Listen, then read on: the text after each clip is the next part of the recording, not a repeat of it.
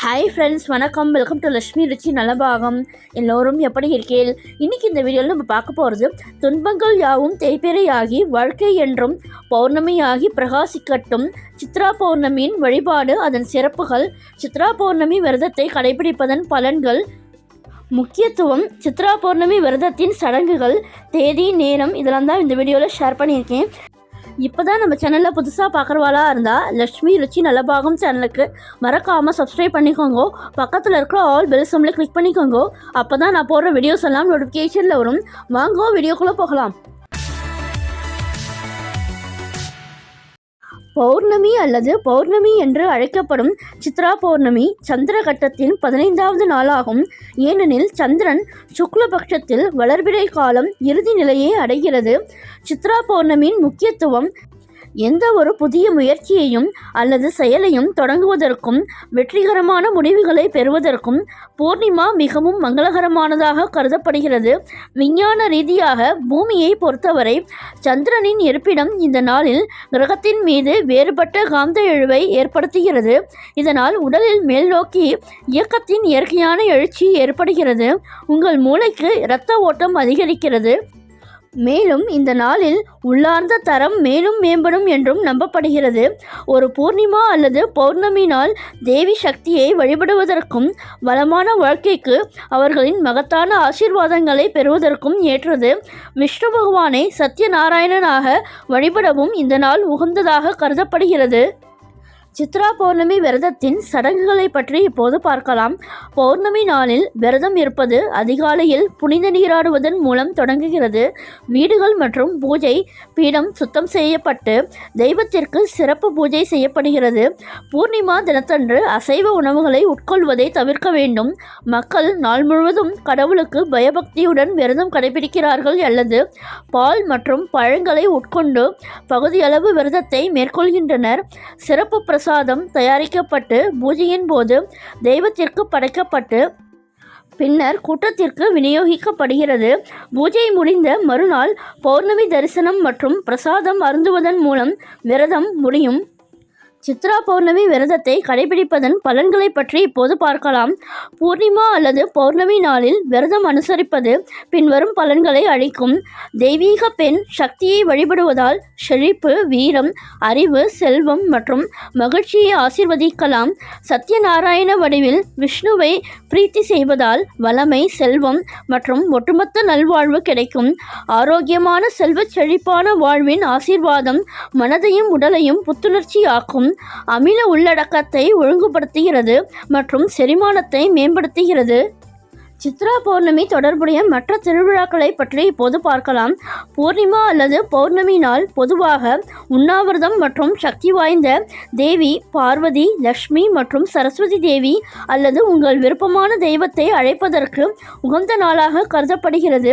குறிப்பாக தமிழ் மாதங்களான சித்திரை April to May, Aadi July to August, Karthigai November to December, Vaikasi May to June மற்றும் மாசி பிப்ரவரி ஆகிய மாதங்களில் பௌர்ணமி நாளில் விரதம் கடைபிடிக்கப்படுகிறது. மார்ச் மிகவும் மங்களகரமானதாக கருதப்படுகிறது.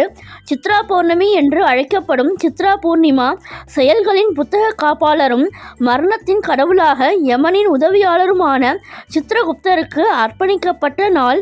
இந்த புனித நாளில் விரதம் இருப்பதன் மூலம் உங்கள் பாவங்கள் அனைத்தும் நீங்கும். சிவபெருமான் முதன்மை கடவுளாக இருக்கும் திருவண்ணாமலையை புனித நெருப்புமலை சுற்றி இந்த நாளில் புனித நடை பயணத்தை மக்கள் வழக்கமாக திட்டமிடுகிறார்கள். இந்திரன் தனது அனைத்து பாவங்களிலிருந்தும் விடுபட பூமியில் சிவனை வணங்கிய வரலாற்று நிகழ்வை நினைவு கூறும் இந்த நாள் இந்திரனுக்கு அர்ப்பணிக்கப்பட்டுள்ளது. இது தென்னிந்தியாவின் மதுரையில் சித்ரா பௌர்ணமி நாளில் நடந்ததாக நம்பப்படுகிறது. இந்த நாளில் தமிழ்நாட்டில் உள்ள மதுரை மீனாட்சி அம்மன் கோவிலில் தேவேந்திர பூஜை நடத்தப்படுகிறது.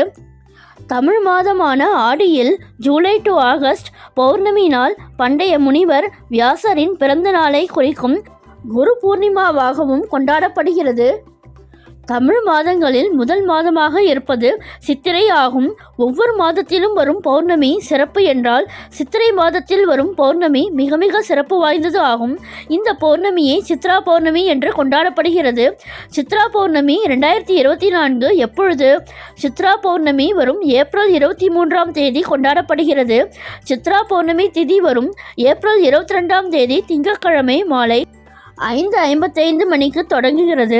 பௌர்ணமி திதி அடுத்த நாளான செவ்வாய்க்கிழமை இரவு 7:48 மணிக்கு முடிவடைகிறது. பொதுவாக ஒரு நாள் தொடங்கும் போது என்ன திதியில் தொடங்குகிறதோ அந்த திதியே அந்த நாள் முழுவதும் கணக்கில் கொள்ளப்படும். இதனால் பௌர்ணமி திதி 22ஆம் தேதியே பிறந்தாலும் சித்ரா பௌர்ணமி வரும் ஏப்ரல் 23ஆம் தேதியே கொண்டாடப்படுகிறது.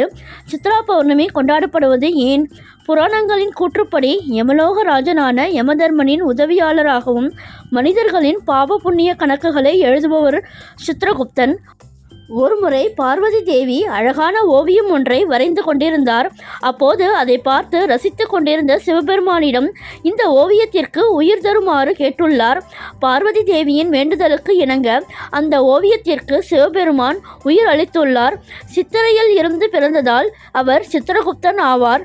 அந்த சித்திரகுப்தன் தான் படைக்கப்பட்டது போலவே அவரும் உயிர்களை படைக்க முயற்சித்துள்ளார்.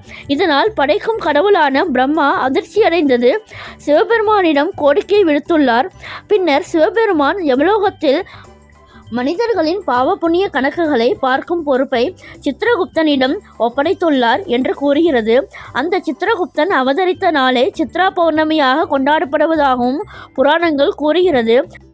சித்ரா பௌர்ணமி தமிழர்கள் கொண்டாடிய பண்டிகைகளில் மிகவும் முக்கியமான திருவிழாவாக இருந்துள்ளது. இன்று சித்ரா பௌர்ணமி பெரிய அளவில் கொண்டாடப்படாவிட்டாலும் அந்த காலத்தில் மிகப்பெரிய அளவில் கொண்டாடப்பட்டுள்ளது.